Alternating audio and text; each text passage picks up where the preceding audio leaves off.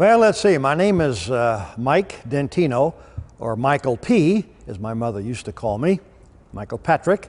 And I'm still alive at the age of 72 3/4. And I live in the Knolls in Peoria. And your occupation? And I'm actually retired now, but for a long time I worked at CAT, 35 years, and then another 5 at Bradley, and I finally retired after raising a big family.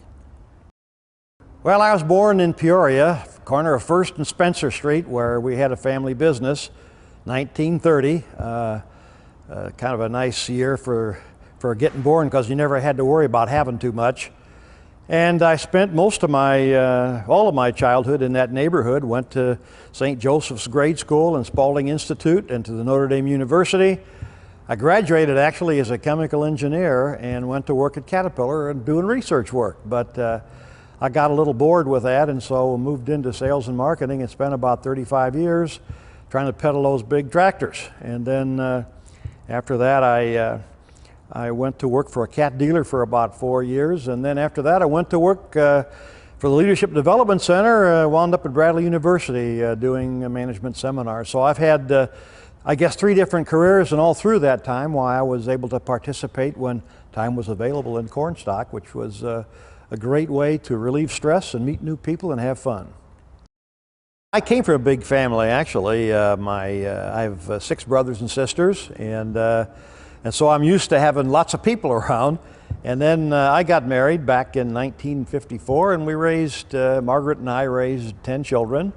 That's what happens when you put an Irishman with an Italian. And from those 10, so far I've gotten to the level of 35 grandkids. I don't come home anymore and ask my wife what's new.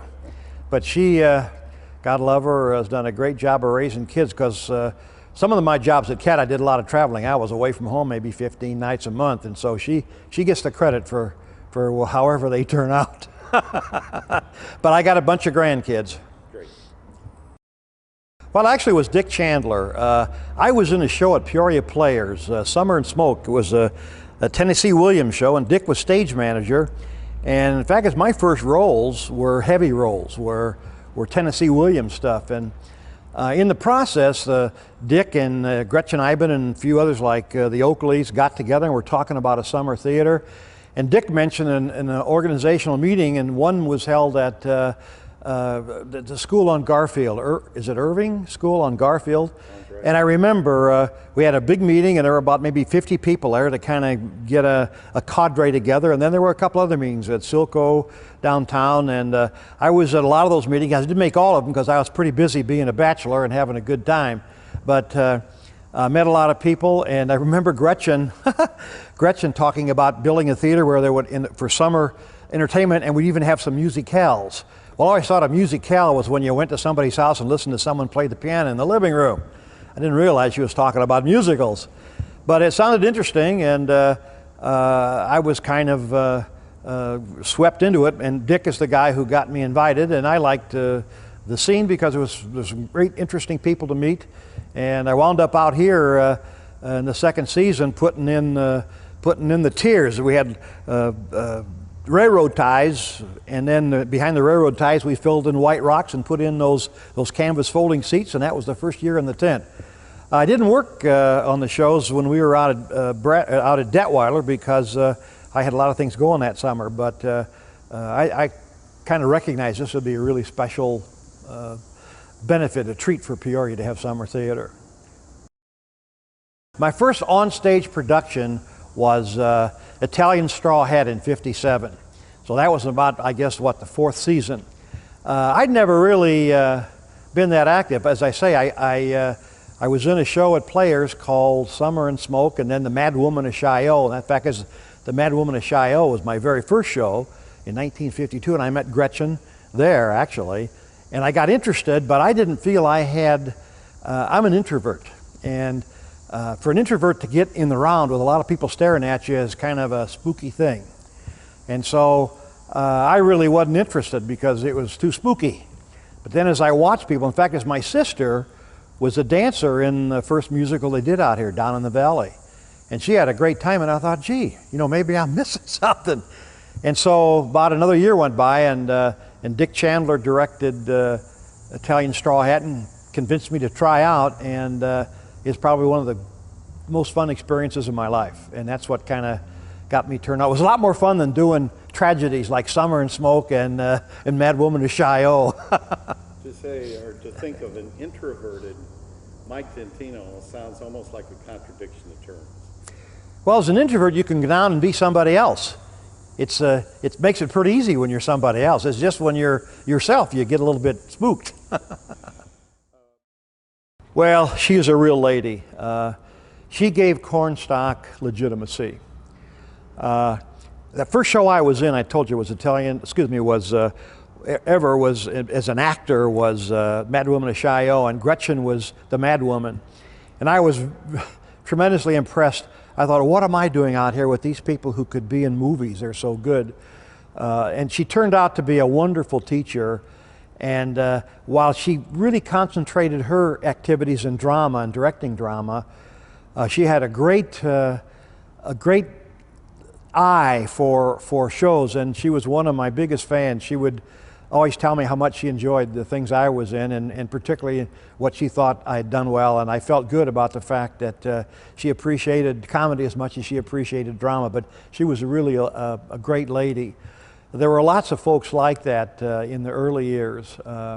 Helen Louise Young, who was an early director out here, got a lot of great shows on this stage, as did Gene Holmes.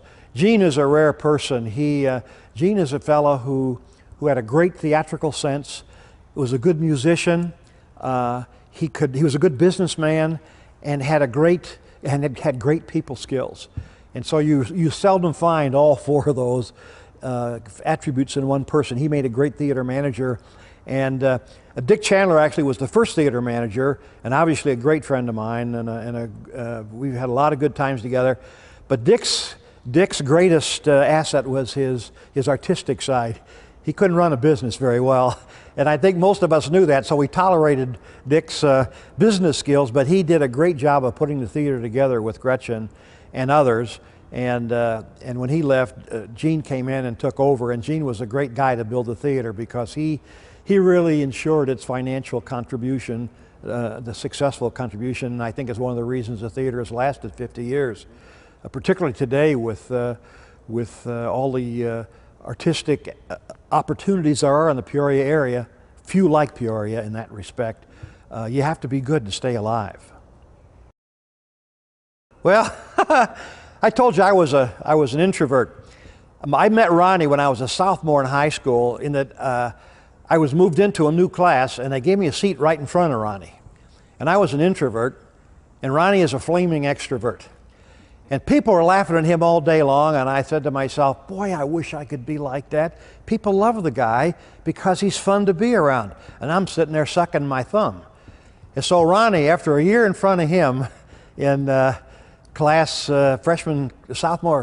B2, Mr. Pilon, I decided I was going to take on some of his characteristics. And he has been a lifelong friend, actually. I've known Ron ever since then, and we worked together at CAT for gosh, long years, and we're still in touch. But and we've done a few shows together, and he's fun to work with. In fact, he and I used to go out and entertain clubs and stuff when he and I were younger, just for the fun of making people laugh. Len, God love him. I grew up with Len on the South Side. Len went to Mannion, I went to Spalding, but we knew each other, and of course our paths crossed in college, because he and I sometimes dated the same girls.